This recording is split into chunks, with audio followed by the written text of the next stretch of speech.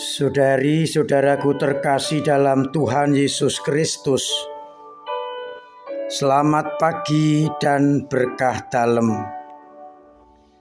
Kita berjumpa kembali dalam renungan harian kita, Selasa 27 Desember 2022. Hari ini kita rayakan Pesta Santo Yohanes Rasul dan pengarang Injil. Yohanes Rasul, anak Zebedeus, dari Betsaida, sebuah dusun di nelayan di pantai Tasik Genesaret. Ia dan ayahnya juga seorang nelayan. Bersama dengan saudaranya Yakobus dan Petrus, termasuk kelompok rasul inti dalam bilangan ke-12 rasul, bahkan disebut sebagai rasul kesayangan. Mereka bertiga hadir dan saksi-saksi penting dalam mukjizat Yesus, pembangkitan putri Yairus, perubahan rupa Yesus di Gunung Tabor, dan banyak hal lain termasuk sakratul maut Yesus. Ia setia sampai akhir mengikuti sang guru, yang akhirnya ia diserahkan kepada Bunda Maria sebagai anaknya, dan Maria diserahkan kepada dia sebagai ibunya.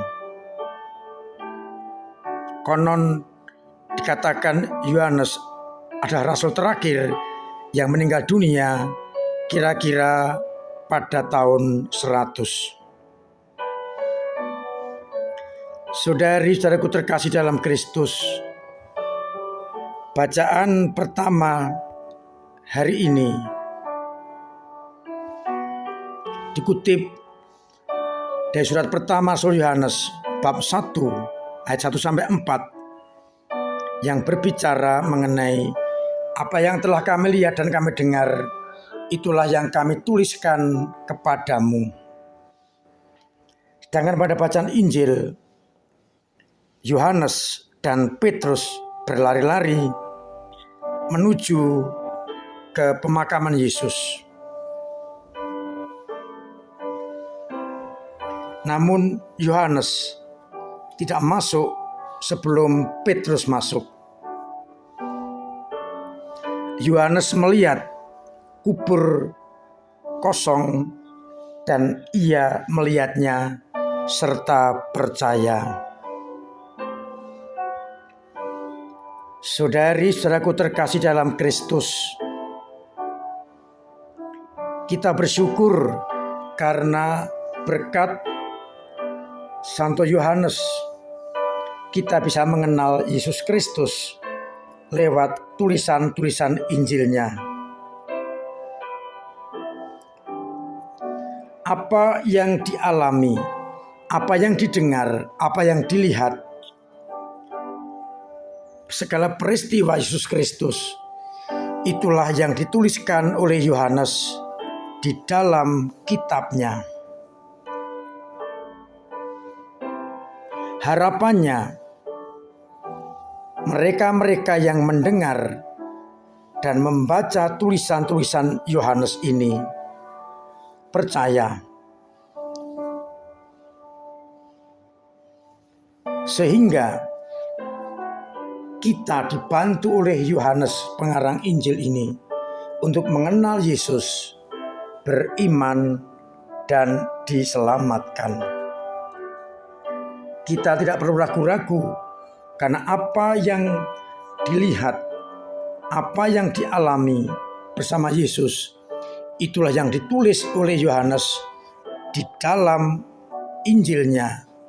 Maka boleh dipastikan bahwa itu adalah benar. Saudari-saudaraku terkasih, dari Injil kita melihat bagian akhir Injil yang dikatakan, maka masuklah juga murid yang lain yang lebih dahulu sampai di kubur itu, dan ia melihatnya serta percaya. Yang dimaksudkan murid yang lain adalah Yohanes. Ia melihat makam kosong sebagai konsekuensi atas kebangkitan, dan Yohanes percaya. Kepercayaan itulah yang juga ditularkan kepada kita lewat Injilnya, bahwa benar Yesus bangkit dan konsekuensinya adalah makamnya kosong. Makam kosong bukanlah bukti Yesus bangkit, karena kalau sebagai bukti tidak kuat alasannya, bisa jadi diambil orang, seperti sangkaan dari Maria Magdalena. Tapi makam kosong adalah konsekuensi dari kebangkitan Yesus. Karena Yesus bangkit, maka makamnya atau kuburnya itu kosong. Dan pengalaman iman itulah yang diteruskan oleh Yohanes lewat tulisan-tulisannya, sehingga orang yang mendengarkan dan membaca Injil Yohanes percaya dan akhirnya diselamatkan. Saudara-saudaraku terkasih dalam Kristus, kita bersyukur atas tulisan Santo Yohanes ini yang bukan karangan dari pikirannya belaka, tetapi pengalaman iman yang dituliskan. Maka sekali lagi ia menegaskan, apa yang kami lihat, kami dengar dan kami rasakan, itulah yang kami wartakan. Menjadi jaminan kebenaran dari tulisan Santo Yohanes. Dan berkat tulisan Santo Yohanes, kita bisa beriman kepada Kristus. Kita bersyukur dan merahmat Tuhan agar kita pun dijadikan pengarang-pengarang Injil masa kini, pewarta Injil masa kini, bukan dengan tulisan, tetapi dengan tindakan yang nyata. Apa yang ditulis oleh Yohanes, kita terima, kita renungkan, dan kita wujud nyatakan dalam hidup kita sehari-hari, agar akhirnya kita bisa meneruskan Injil Yohanes ini kepada dunia. Kita mendapat jaminan bahwa yang ditulis Yohanes benar, karena itu yang dialami, dihidupi, dan ia tinggal bersama Yesus.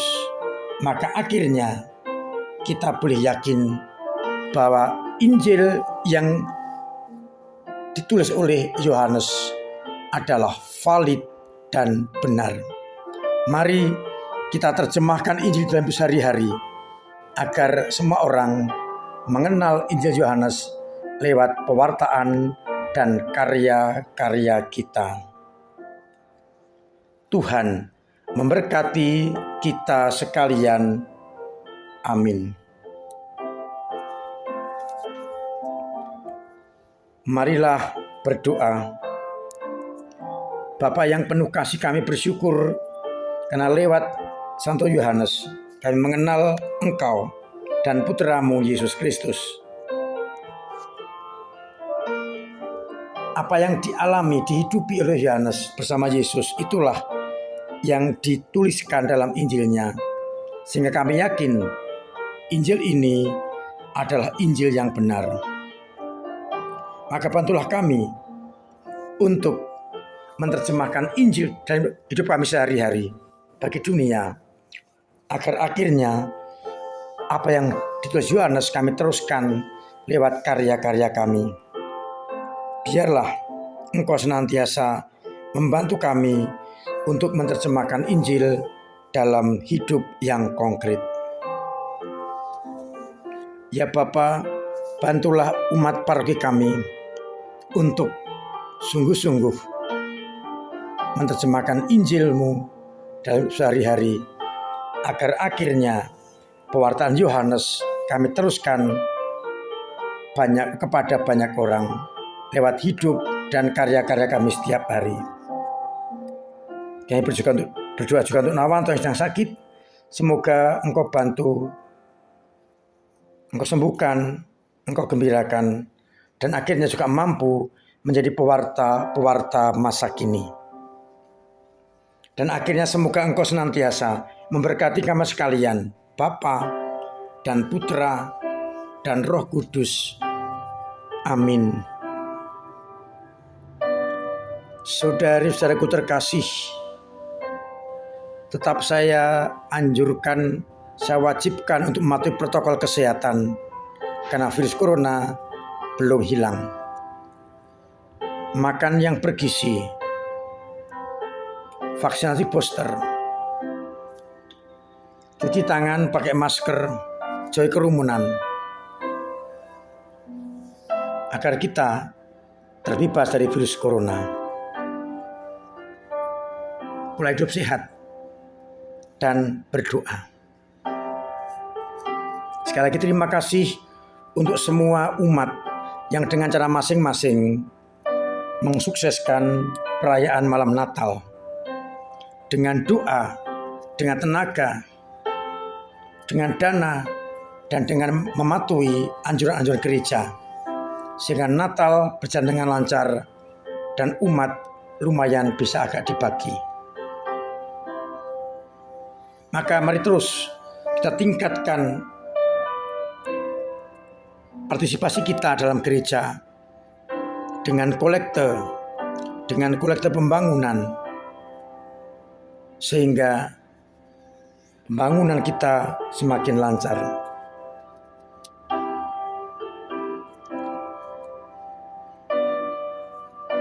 Saya juga menghimbau agar terus memperdalam hidup rohani, semakin mencintai gereja kita,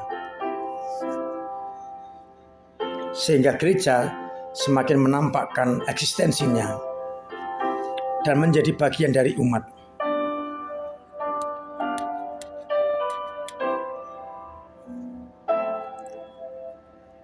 Semoga kita semua semakin diberkati Tuhan. Saya mengingatkan nanti sore untuk Dewan Pastoral Paroki, Prodiakon, pengurus lingkungan untuk hadir di gereja dalam rangka pelantikan bersama Romo Vikep. Hari ini juga kita merayakan pesta nama, sehingga umat juga diundang untuk ambil bagian dalam Ekaristi pukul 6 sore. Ikut menjadi saksi pelantikan Dewan Pastoral Paroki dan juga mensyukuri rahmat Tuhan atas pelindung Santo Yohanes Evangelista. Semoga dengan demikian kita semakin mampu untuk hidup seturut semangat Santo Yohanes Evangelista. Akhirnya selamat pagi, selamat merenungkan. Tuhan memberkati.